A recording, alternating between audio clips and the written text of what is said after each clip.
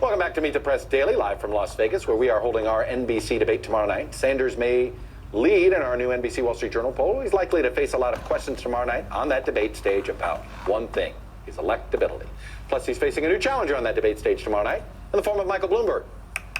Joining me now is a New York City mayor, a former 2020 presidential candidate, Bill de Blasio, who recently endorsed Senator Sanders for president. And he's obviously the guy that replaced Michael Bloomberg as mayor. Mayor de Blasio, welcome back to the show, sir. So let me ask you this. Let me start with, if you look at our poll, you see opportunity for Sanders, but you also see the potential hurdles. Do you feel like he has done enough when you consider the reservations people have about a candidate of a certain age, reservations about health if that candidate's had a heart attack, reservations about the issue of socialism? How important is it, do you think, that Bernie Sanders start dealing with these potential problems that could be exploited sooner rather than later? Well, Chuck, let's talk about each one. Obviously, he has tremendous support in the Democratic Party on the ground. I was just out in Nevada the last few days. Unbelievable energy for Bernie, unbelievable ground game. So he's clearly inspiring Democratic voters. I don't think people are hesitating at all. But let's talk about those things. So, it's something we haven't seen in a long time, but most of the major candidates and the current president of the United States are all in their 70s. And I don't think the electorate is holding back support from different people for that reason. Bernie Sanders had a health issue. He dealt with it. He was open about it. But he's also one of the most vigorous candidates I've ever seen in my life. So when you look at him day to day, he clearly has amazing energy and stamina. And to the question of his values, I think his consistency is his strength, Chuck. I think people really want to know you're real. They want to know that you believe in something, whoever you are in public life, and they want to know that you're not lying for, opportunism. And what they see in Bernie is someone who really believes in what he's saying. There's a pretty strong understanding of that. And even folks who may not share all of his ideology appreciate his honesty and his consistency. I think that will really help him in the long run. Do you share his ideology? Are you now comfortable calling yourself a democratic socialist? Look, I am a progressive and I'm a Democrat, and I'm someone who believes we need to make a lot of change in this country. I'm not scared of anyone who likes that label. It's not what I happen to use, but I respect folks who use that label. And I think when you look at the policies... You think the labels are interchangeable? Do you think you're talking like they're interchangeable? Do you think that they are? I think they are less and less problematic, if you will. I think it means less and less to people in the negative sense. Honestly, I've talked to people all over this country, Chuck, and this is not the Cold War anymore. When people talk about democratic socialism, which I think also could be called social democracy, something I do align with, what it means is that we have a society that's fair to people and provides both civil rights and economic rights. I think a lot of Americans believe in that, especially since the Great Recession. I think a lot of the newer generations come up are very comfortable with those notions.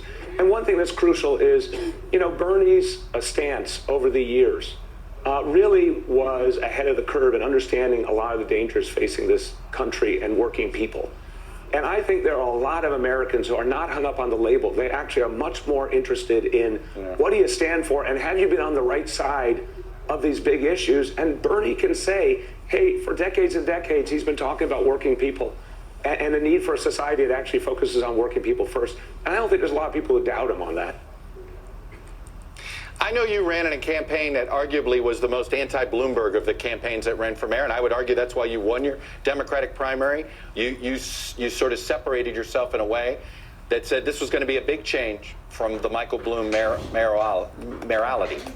But let me ask you this. If he is the Democratic nominee, are you ready to enthusiastically vote for him? Look, Chuck, I'm one of the people who says very clearly, I will support whoever is the Democratic nominee. I will work hard for them. But I have to be clear. You're right. When I ran for mayor, I said we needed something very different than Michael Bloomberg. In his time as mayor, the rich got richer, the city got more divided. The relationship between our police and community really, really separated, really negative.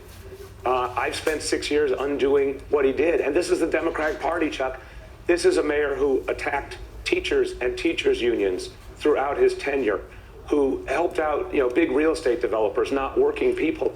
I mean, when you really look at his record, people are going to get to know it, and they're going to say, wait a minute, this doesn't fit with where the Democratic Party is today. I believe that. Do his apologies and conversions matter to you? No, Chuck, I got to tell you the truth. When you got someone who for years and years stood by something like stop and frisk, it was a racially divisive policy that denigrated young men of color, and he was defending it as recently as last year. So no, I don't buy that. But look, I think this is what people are going to now focus on. They're going to say, what kind of party are we? What kind of country do we want to have?